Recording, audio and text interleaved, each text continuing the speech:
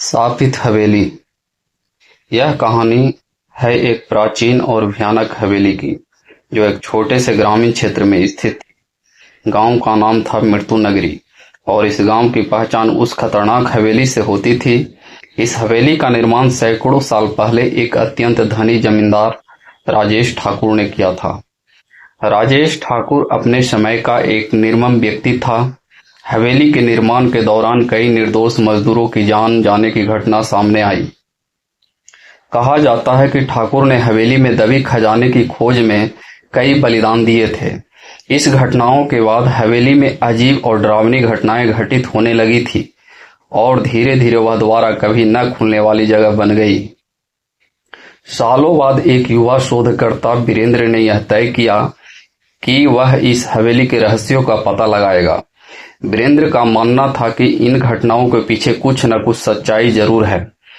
उसके साथ उसकी 4 दोस्त आर्यन, सीमा, रोहित और नेहा भी जाने के लिए तैयार हो गए। एक दिन सभी मित्र पूरी तैयारी के साथ हवेली की ओर निकल पड़े। हवेली पहुंचते ही उनकी आंखों के सामने एक विचित्र दृश्य था। टूटे फूटे दरवाजे, खिड़कियों पर जाले, बड़ी बड़ी दीवारें और चारों तरफ सन्नाटा। हवेली के दरवाजे पर पहुंचकर वीरेंद्र ने अपनी मशाल जलाई और सब अंदर की ओर बढ़ गए।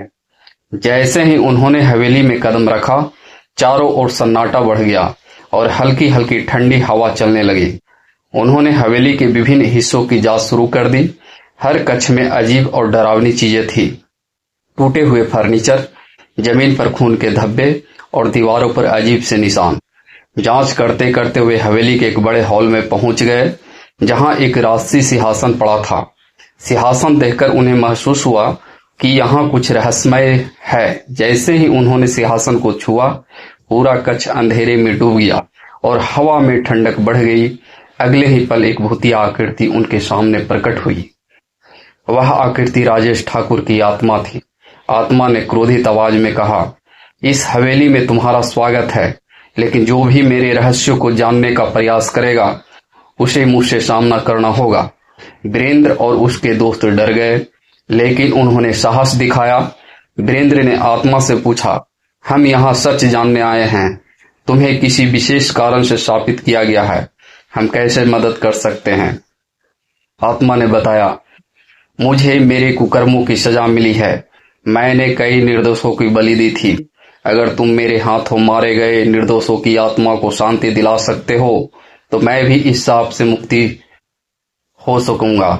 वीरेंद्र और उसके दोस्तों ने आत्मा की बात मानी और ठान लिया कि वे निर्दोषों की आत्माओं की शांति दिलाने के लिए कुछ भी करेंगे।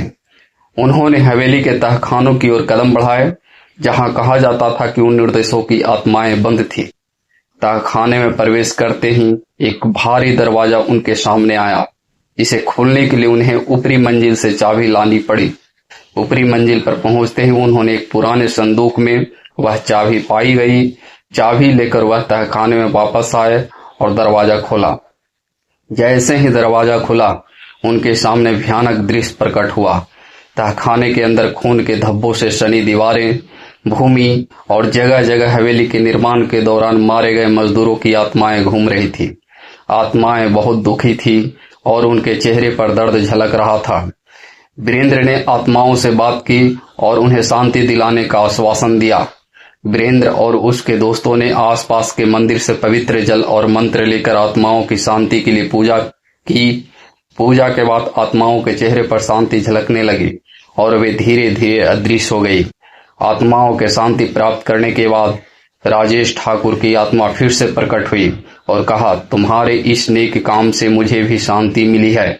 मेरी आत्मा अब मुक्त हो रही है। राजेश ठाकुर की आत्मा ने वीरेंद्र और उसके दोस्तों को धन्यवाद कहा और हमेशा के लिए अदृश्य हो गई।